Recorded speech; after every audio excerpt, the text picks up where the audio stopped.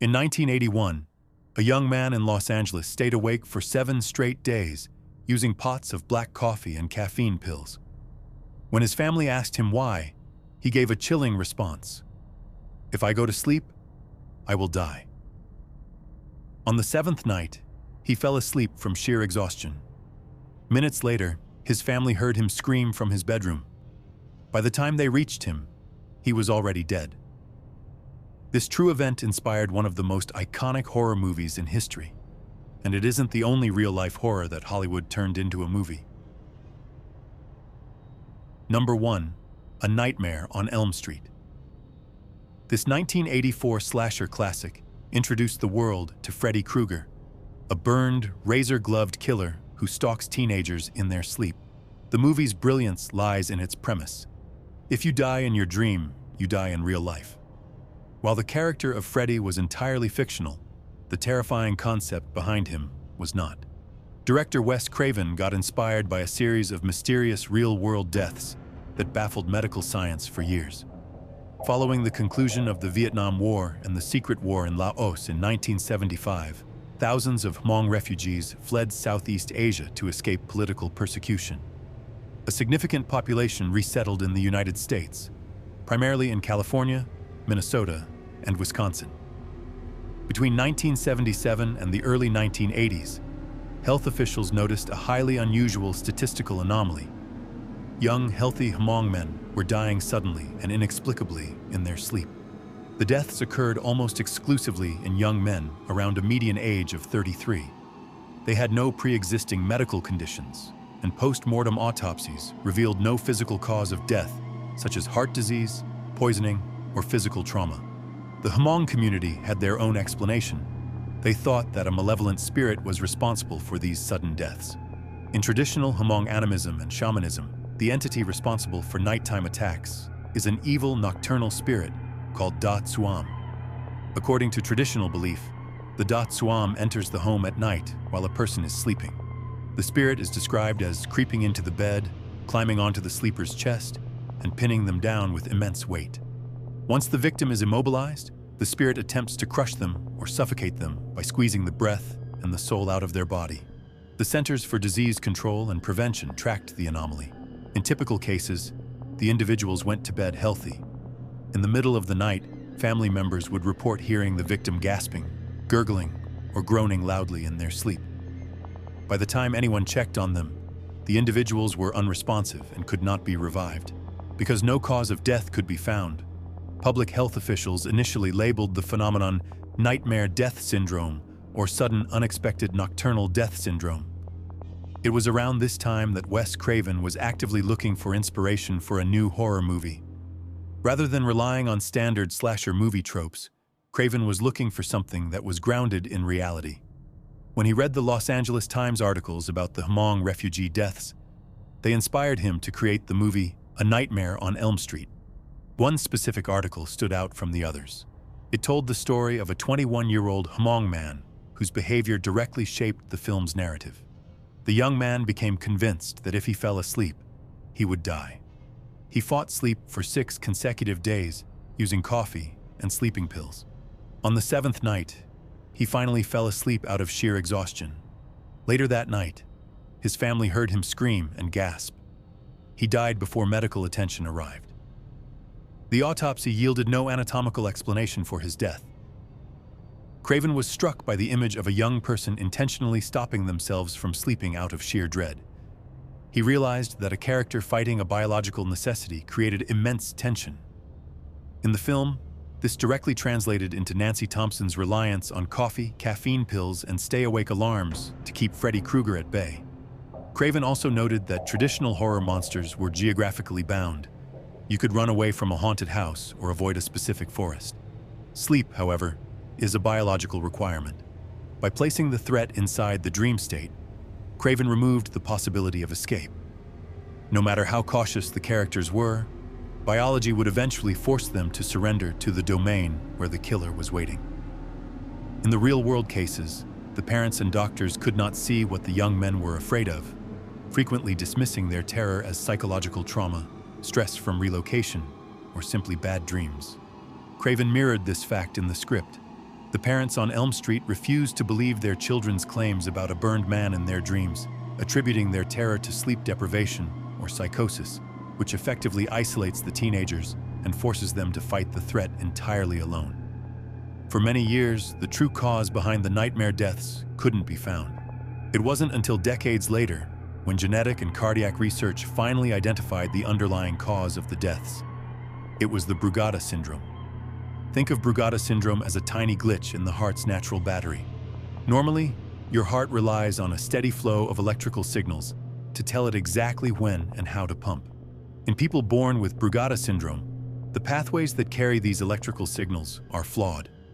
This condition is statistically much more common in young men from Southeast Asia. When we sleep, our body naturally calms down and our heart rate slows. But for someone with this syndrome, that peaceful slowdown can cause the heart's electrical system to misfire completely. Instead of beating in a steady rhythm, the heart suddenly begins to quiver chaotically. It stops pumping blood to the body, which starves the brain of oxygen and eventually leads to death. Because the physical structure of the heart itself remained undamaged, 1980s pathologists looking for physical tears or blocked arteries found absolutely nothing during autopsies. Number 2. The Strangers. This 2008 horror film follows a young couple staying at an isolated vacation home who become the targets of 3 masked attackers. The movie doesn't rely on typical slasher tropes. It features killers who terrorize their victims simply because they happen to be home. Director Brian Bertino built this relentless narrative by pulling inspiration from 2 real sources. The first were the Tate LaBianca murders in Los Angeles. In August 1969, members of the Charles Manson cult drove into the secluded Hollywood Hills to carry out a series of random executions. Their first target was the home of actress Sharon Tate. Cult members Tex Watson, Susan Atkins, Patricia Krenwinkel, and Linda Kasabian climbed over the property fence line, cut the telephone wires, and broke into the house. Inside, they woke visitor Wojciech Frykowski, who was sleeping on the couch. When he asked who they were, Watson flatly replied, "I'm the devil, and I'm here to do the devil's business." The occupants, Sharon Tate, who was 8.5 months pregnant, and her friends Jay Sebring, Abigail Folger, Frykowski, and Stephen Parent, were rounded up into the living room. Over the course of a long, violent struggle, all 5 victims were overpowered, bound, and killed via multiple gunshot and stab wounds. The following night, Manson personally selected the home of grocery store executive Leno LaBianca and his wife Rosemary as the next target. The killers slipped inside quietly while the couple was winding down after a long drive back from a trip. Leno was tied up on the living room couch, and Rosemary was isolated in her bedroom. Both were stabbed to death, and the killers used the victim's blood to write phrases like "rise" on the walls and "refrigerator" before leaving. The cold procedure and complete randomness of these crimes directly shaped the movie. Bertino was deeply unnerved by the fact that the victims spent their final normal evening entirely unaware that killers were already standing on their lawns watching them. The film mirrors this specific dread.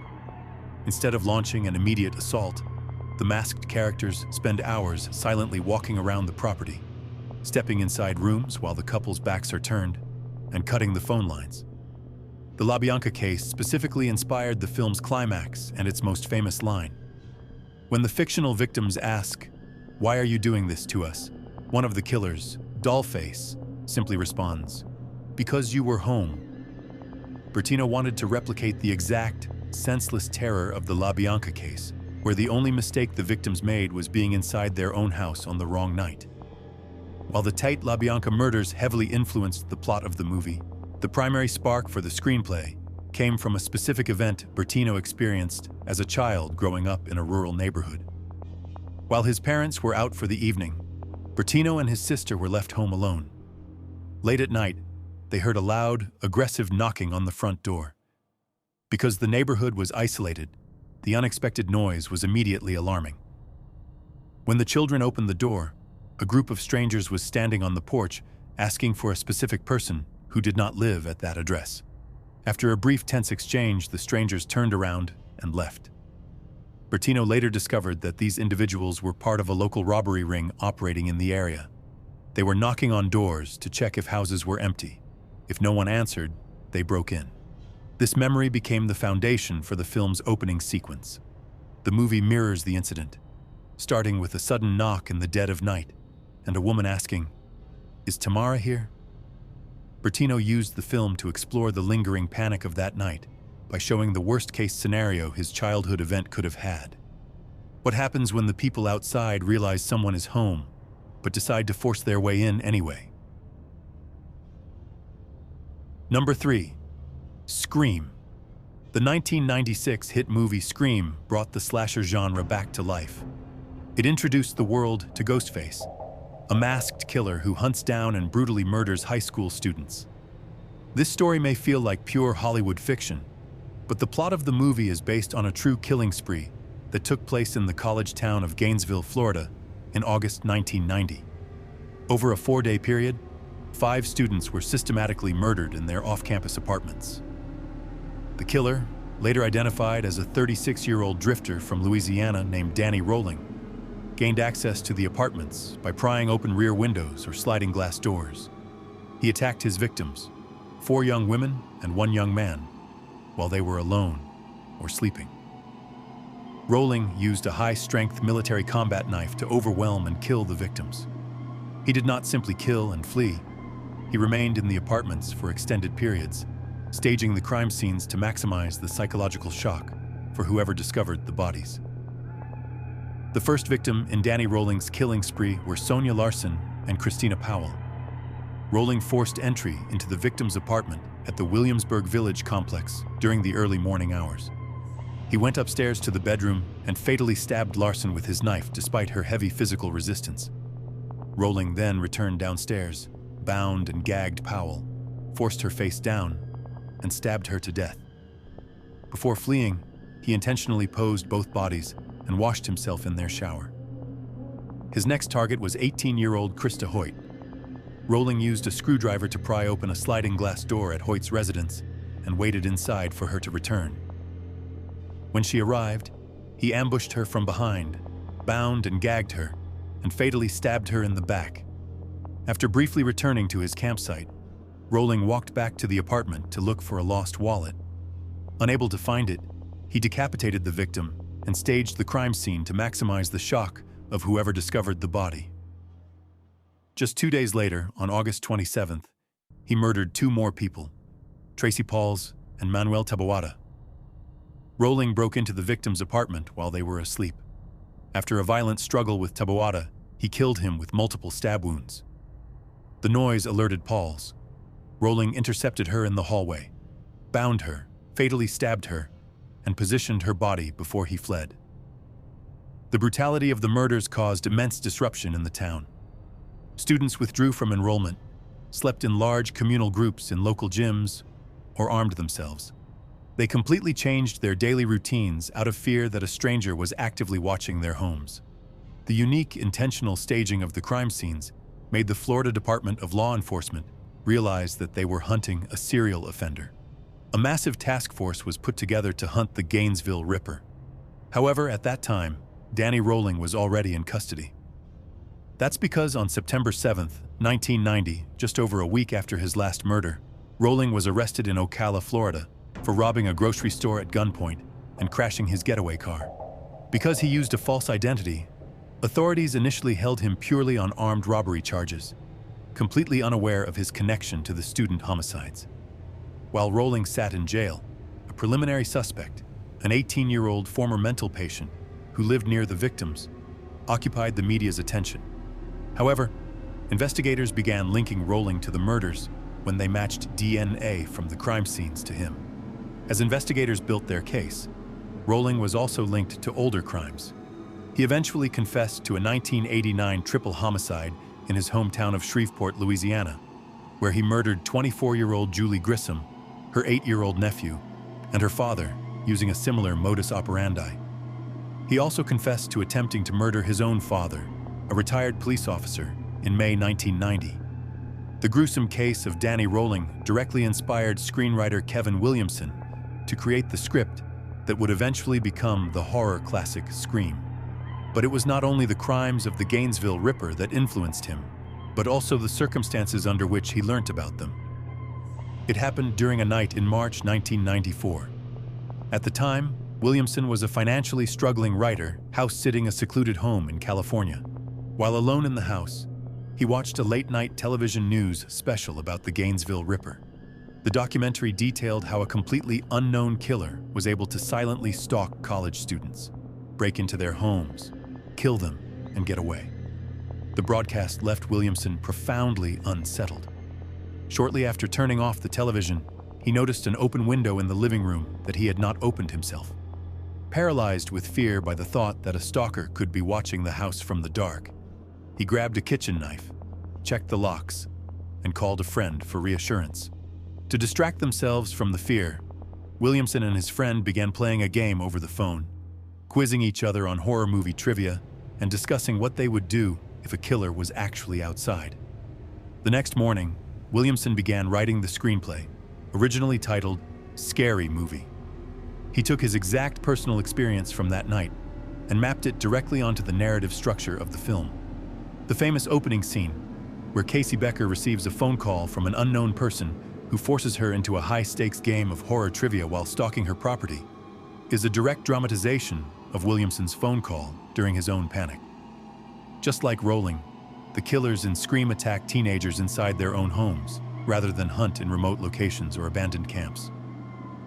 So much for the movie adaptation, but what happened to the real Gainesville Ripper?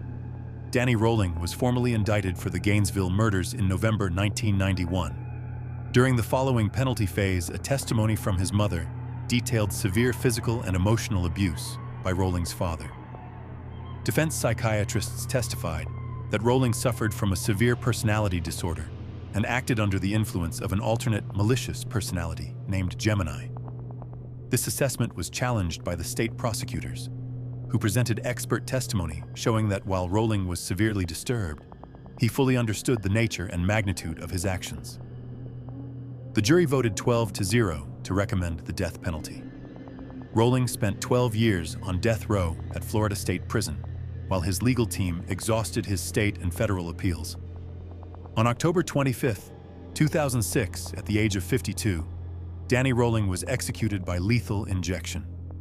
In his final moments before the microphone was cut off, he chose to sing a self-made religious hymn to the 47 witnesses gathered in the viewing room.